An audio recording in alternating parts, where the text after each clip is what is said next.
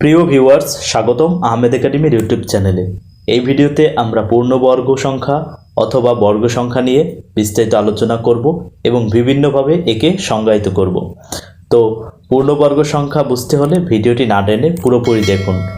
তো প্রথম সংজ্ঞাটা আমরা এভাবে দিতে পারি, যে কোনো একটি পূর্ণ সংখ্যাকে যদি সেই সংখ্যা দিয়ে গুণ করলে যে পূর্ণ সংখ্যা পাওয়া যায় তাকে পূর্ণবর্গ বা বর্গ সংখ্যা বলে। যেমন 2 এবং 2 যদি গুণ করি তাহলে পাই 4, অথবা -5 এবং -5 গুণ করলে আমরা পাই +25। এবার আমরা যদি দ্বিতীয় সংখ্যাটি দেখি, কোনো একটি পূর্ণ সংখ্যাকে অন্য একটি পূর্ণ সংখ্যার বর্গ হিসেবে প্রকাশ করা যায় তখন তাকে বর্গ সংখ্যা বলে। যেমন আমরা 49কে 7-এর বর্গ হিসেবে প্রকাশ করতে পারি এবং 100কে আমরা 10-এর বর্গ হিসেবে প্রকাশ করতে পারি। তো এক্ষেত্রে এই 49 এবং 100 হলো আমাদের বর্গ সংখ্যা। এবার যদি আমরা তৃতীয় সংখ্যাটার দিকে তাকাই, যেমন কোনো পূর্ণ সংখ্যার বর্গমূল একটি পূর্ণ সংখ্যা হলে তাকে পূর্ণবর্গ সংখ্যা বলে।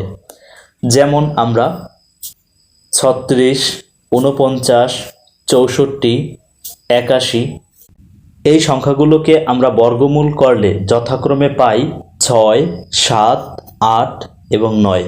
সুতরাং এক্ষেত্রে এই 36, 49, 64, 81 এরাই হলো মূলত পূর্ণবর্গ বা বর্গ সংখ্যা। তো আশা করি পূর্ণবর্গ সংখ্যা এবং বর্গ সংখ্যা মূলত একই জিনিস, যা আপনারা ভালোভাবে বুঝতে পেরেছেন। এখানে আমরা যে তিনটি সংজ্ঞা ব্যাখ্যা করেছি, এই সংজ্ঞা তিনটির মূল কথা একই। সুতরাং আমরা এই তিনটি সংজ্ঞাকে যদি পাশাপাশি বুঝতে চাই তাহলে আমরা 1 থেকে 100 পর্যন্ত যে বর্গ সংখ্যাগুলো আছে সেগুলো উদাহরণের মাধ্যমে আমরা নিচে দেখিয়ে দিচ্ছি। এভাবে গণিতের নানা খুঁটিনাটি বিষয় নিয়ে ভিডিও পেতে আমাদের চ্যানেলটি সাবস্ক্রাইব করুন এবং বেল বাটনটি বাজিয়ে দিন।